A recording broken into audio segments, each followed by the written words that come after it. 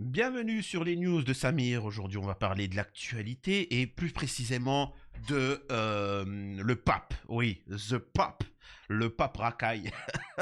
Le pape qui est un ouf dans sa tête, hein, ce fameux pape. C'est-à-dire que nous avons eu la réouverture de Notre-Dame et de la cathédrale où le monde entier est venu. Alors on va rigoler. Alors dans cette vidéo, on va parler bien évidemment du fait que le pape a boycotté la réouverture de Notre-Dame et qu'il est parti ailleurs. Et justement, ce ailleurs est très intéressant pour la Palestine et les Palestiniens. Donc on va parler de ça. Et c'est pour ça qu'on n'en parle pas trop dans les médias. Et on va se marrer sur cette réouverture là de cette cathédrale. Vraiment, j'étais plié de A à Z de rire. Et vous allez voir d'où c'est que je vais prendre le sujet, mais il y a tellement de petits trucs drôles. Avant ça, je vous invite à vous abonner, laisser un petit commentaire pour soutenir la chaîne. Ne pas hésiter à faire des dons sur YouTube, Tipeee, toute la suite, toute la liste. Hein, vous connaissez la chanson. Et on va pouvoir démarrer. Ok. Voilà. Donc, qu'est-ce qu'on fait? On va attaquer par le sérieux et l'humour après, même si l'humour, ça permet de dénoncer certaines choses. Il s'est passé une chose, le pape s'est rendu a décliné l'invitation à Notre-Dame et il est parti ailleurs. Hein. Donc on va voir un petit peu ce qu'il en est. Et bizarrement, j'ai bien dit euh, bizarrement, personne n'en parle. Tu vois, personne n'en parle sauf qui? Amisraël. Bon, vous savez, hein, je trouve qu'il y a beaucoup plus de liberté en Amisraëli qu'en France. Aucun média français ne parle du fait de cette inauguration de crèche au Vatican avec l'enfant Jésus sur un kéfier palestinien. Le pape François inaugure une crèche au Vatican avec l'enfant Issa Jésus sur un kéfier. Donc vous pouvez voir cette image assez phénoménale au Vatican.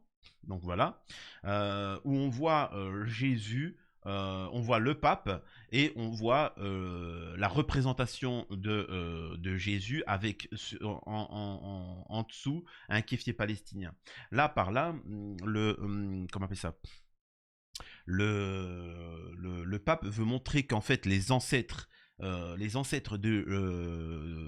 du prophète Jésus, Issa, sont des Palestiniens, sont de cette terre-là, et qu'en fait on est en train d'éliminer toute cette population-là. Il faut bien que vous compreniez que les Palestiniens, les habitants de cette zone-là, ont été de plusieurs confessions. Même si en islam on parle pas vraiment de catholiques. Bon bref, ils ont été athées, ils ont été juifs, ils ont été chrétiens, alors que beaucoup de juifs se sont convertis à ce qu'on pourrait appeler le christianisme, certains se sont convertis à l'islam, et ainsi de suite. Ensuite, il faut bien comprendre que à ce moment-là, depuis plus de 1000 ans, c'est les musulmans qui tenaient cet endroit-là, et les musulmans, les catholiques, les juifs vivaient en harmonie, voilà, en harmonie. Et ensuite, il y a eu des étrangers, des Polonais, des je sais pas quoi, qui sont venus envahir cette terre-là, parce qu'ils sont dans une idéologie messianique. Et voilà, bon bref, on va pas rentrer dans les détails, mais ils ne font pas partie du peuple de Jésus, c'est-à-dire de son sang. C'est des Polacs, quoi. On va dire ça comme ça. Et au-delà de ça, c'est pour dénoncer les crimes qui sont commis, le génocide qui est en cours à l'heure actuelle, et c'est bien de faire montrer aux chrétiens du monde entier que là, on parle, vous dites catholique, mais derrière le peuple, c'est-à-dire que on participe tous en Occident à combattre Jésus ou son peuple, tu vois. Donc vraiment, vous êtes des ennemis d'eux. Tu vois, vous êtes des ennemis d'eux. Bref. Donc, c'est juste phénoménal cette image-là. Elle se passe de mots. Donc, on voit que quand même, ils boycottent Notre-Dame pour faire un truc sommaire, basique sur ça. Je rappelle que ce pape est quand même quelqu'un d'assez marrant quand même. Hein. Il avait quand même dit concernant le respect, tu vois, en tant que catholique. Euh, Il avait dit faut de l'amour, faut de la paix, mais vous savez, si quelqu'un insulte votre mère, c'est normal, on peut comprendre l'individu qui va et qui lui met, moi je foutrais un point dans la gueule, tu vois. Donc faut comprendre, c'est-à-dire que faut pas toujours tendre la joue, tu vois. Il y a un moment, faut que tu me respectes en face. Et le problème, c'est que beaucoup font les pacifiques. Bref. Le pape François a assisté samedi à l'inauguration d'une crèche présentée par des membres des autorités palestiniennes qui représente un enfant Jésus couché sur un kéfier, le foulard traditionnel des Palestiniens devenu une sorte de symbole. Le jour de l'inauguration, le pape François, qui se déplaçait en fauteuil roulant, a demandé aux croyants d'avoir une pensée pour les frères et les sœurs qui sont là-bas à Bethléem et d'ailleurs dans le monde souffrent de la tragédie de la haine, en ajoutant assez de haine, assez de violence, et en déplorant le commerce des armes. Le berceau drapé d'un kéfier qui sera exposé dans la salle Paul VI fait partie d'une série de crèches rassemblées sous le titre Nativité de Bethléem 2024, conçue par les artistes Johnny Andonia et Faten Nastas. Voilà. J'aimerais préciser aussi, petite parenthèse, petite quenelle à l'avocat Divisio, qui, semble-t-il, a un problème avec l'Algérie. Hein. Il a un problème avec l'Algérie et la révolution et le martyre. C'est-à-dire qu'il explique qu'il n'y a plus de cloches en Algérie. C'est-à-dire que ce mec, il se dit catholique. Il y a eu des millions de victimes en Algérie. Et son problème, c'est qu'il n'y a plus de cloches en Algérie.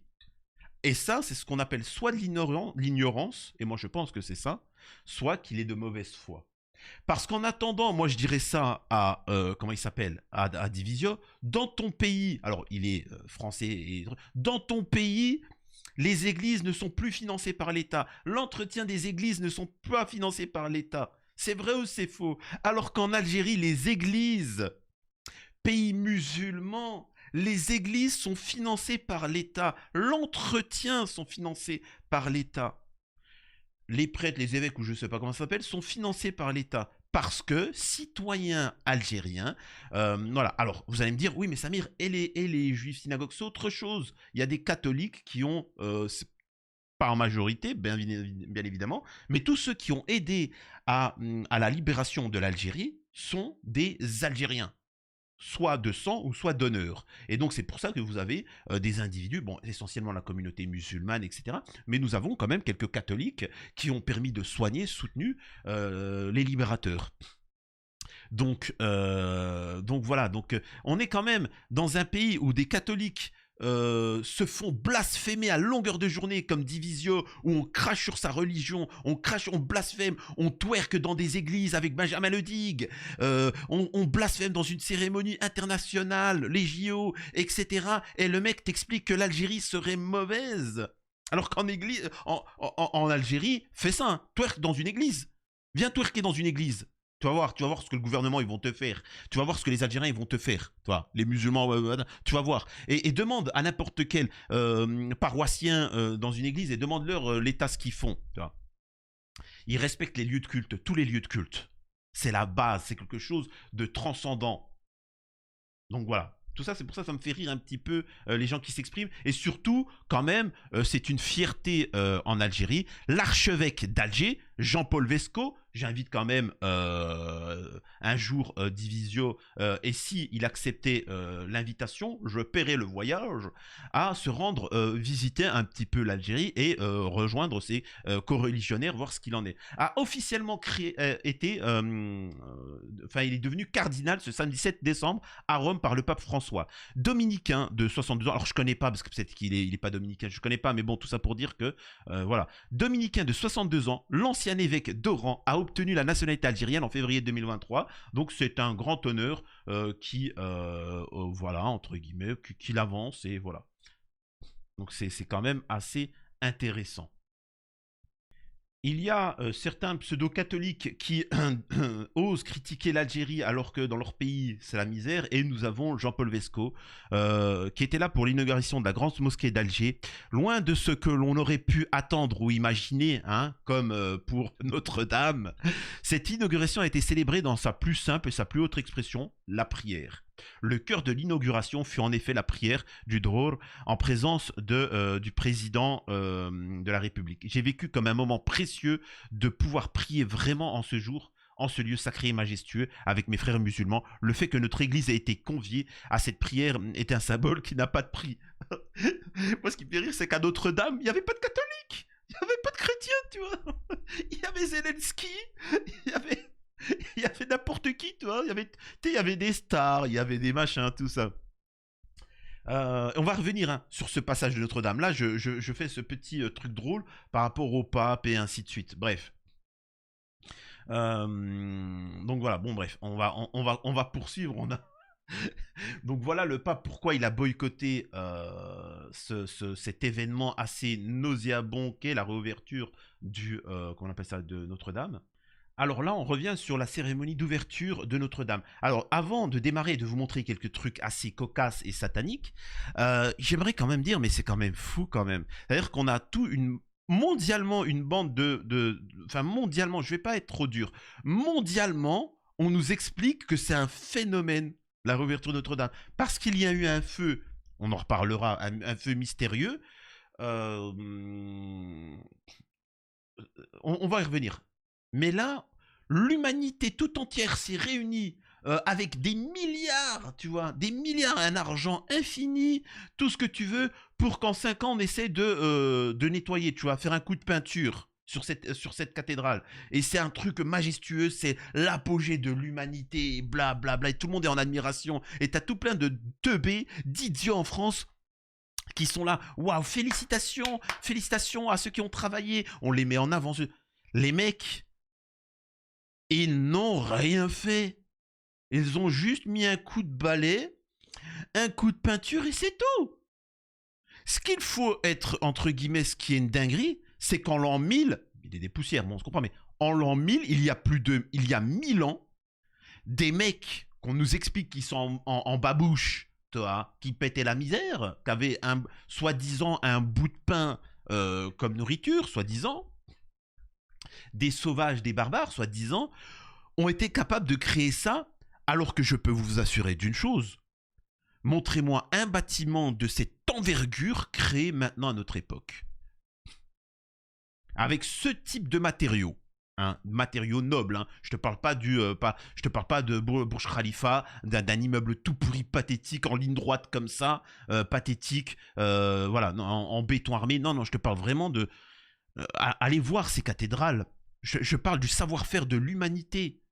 Et là, plus de 1000 ans après, parce qu'on a mis un coup de peinture dessus, on est en train d'attirer mais quelle honte. Déjà, respect à l'humanité pour ce qu'ils ont fait il y a 1000 ans.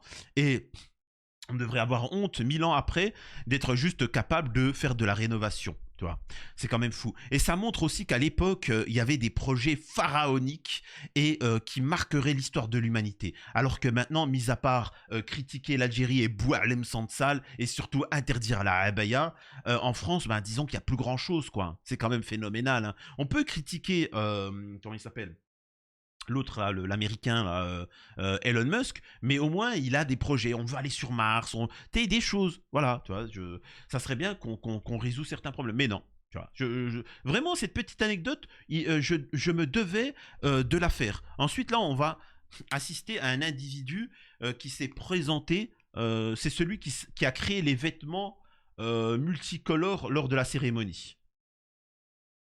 On est dans l'endroit où je crée, on est dans l'endroit où je vis. Je voulais vous faire découvrir mes dernières créations au service de Notre-Dame. Je me suis Donc là, c'est quoi ces créations qu'il a fait? Jean-Charles Castel-Bajac se lâche, il lâche du très lourd, un immense clin d'œil en sens profond.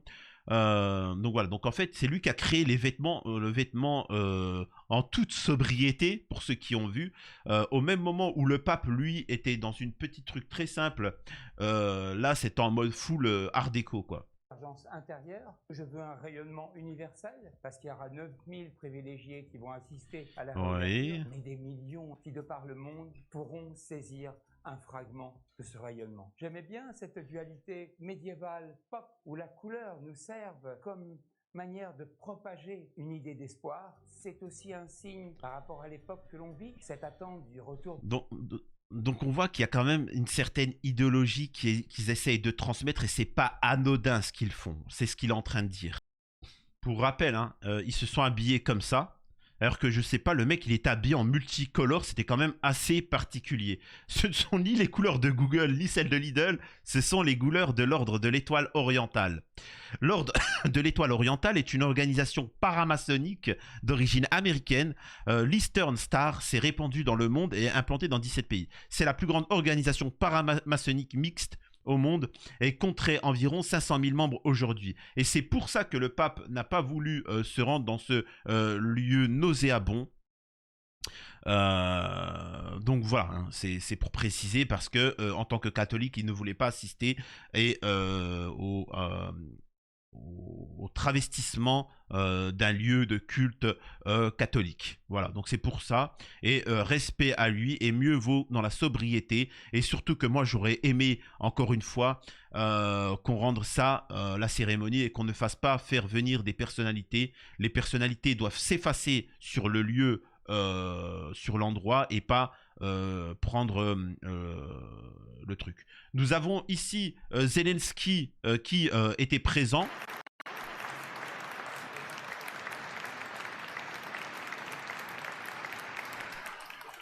Et là, vous allez me dire, ouais, Samir, qu'est-ce qu'il en est? Qu'est-ce qui te dérange, le fait que Zelensky, machin? Moi, de ce que je sais, hein, par rapport au lieu de culte, c'est que dans le lieu de culte, tu la fermes. Tu n'es qu'une brebis parmi tant d'autres. Tu vois.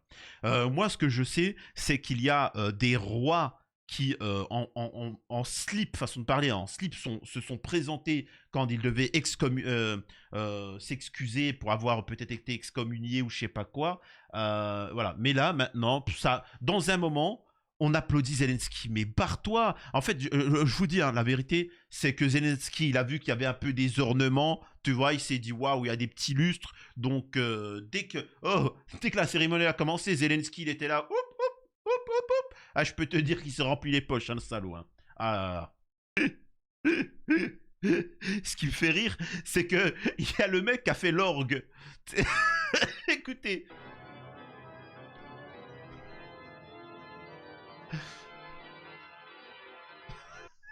Vous savez, ça me fait penser à quoi? Ça me fait penser à Fantomas, tu vois. Ça me fait penser à Fantomas quand il arrive et qu'il y a une musique qui fait peur à l'orgue. Je vous jure que c'est véritablement ce truc qui ressort, quoi.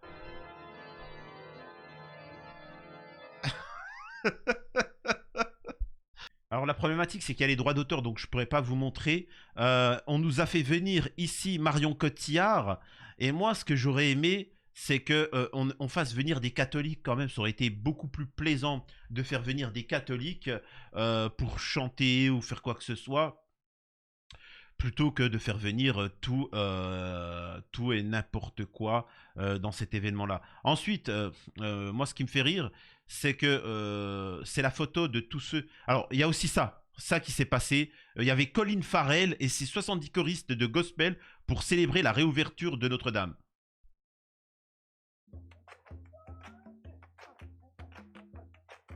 Quelle honte, vraiment, mais il y a vraiment... Je suis désolé les catholiques, à un moment, il va falloir vous battre et vous réapproprier votre...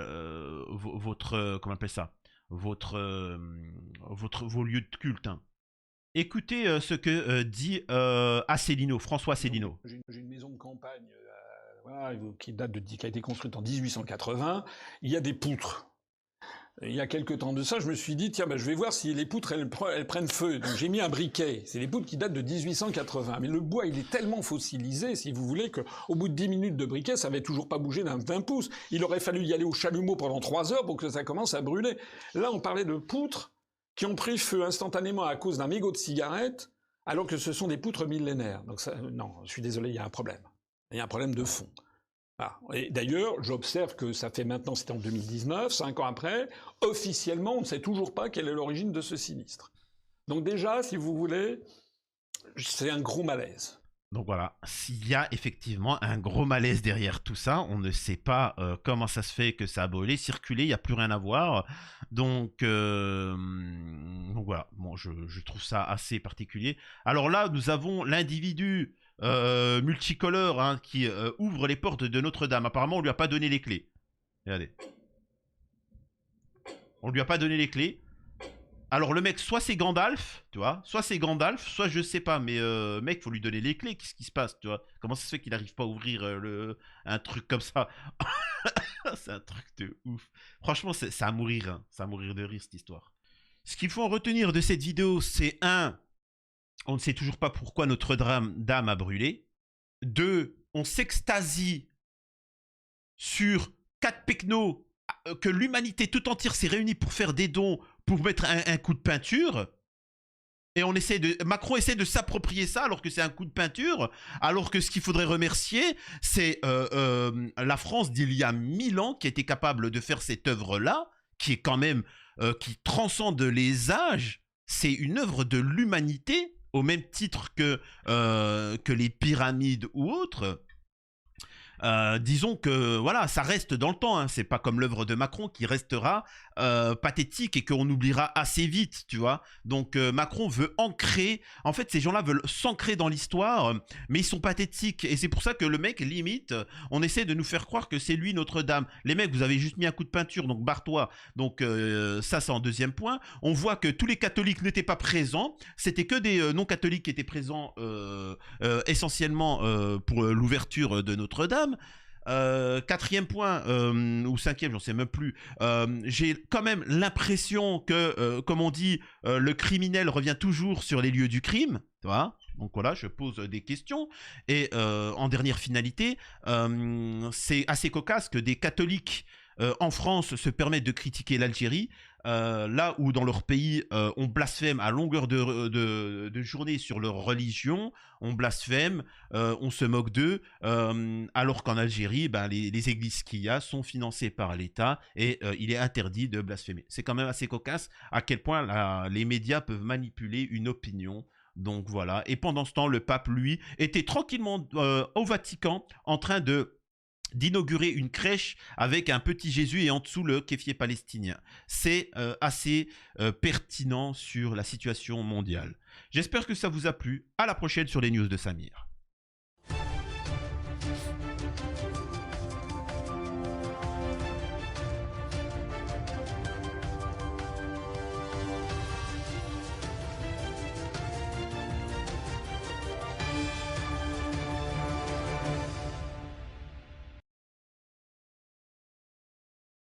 Non mais va falloir régler le problème, hein. Va falloir régler le problème des appels là. Non mais je sais que c'est hors sujet par rapport à la vidéo, mais je vous jure que je reçois minimum 4 à 5 appels par jour de trucs de spam. Tu sais, de gens qui viennent, électricité ou je sais pas quoi. Mais faut les arrêter. Oh, je vous assure que je ne réponds plus au téléphone. Si ça se trouve, j'irai rater des appels importants. Si ça se trouve, il y a le responsable d'une chaîne qui voulait me donner une chaîne de télé, et là je serai présent à la télé, parce que maintenant, vous savez, il y a les chaînes de Canal de Bolloré qui va enlever. Si se trouve, là, je serai présent à la télé, j'aurai mon émission, mais à cause de ces salauds, tu rates des trucs importants. C'est un truc de fou. C'est quand est-ce qu'on agit? Non, mais je suis sérieux, ça devient agaçant. Donc voilà, bref. Excusez-moi de cet aparté.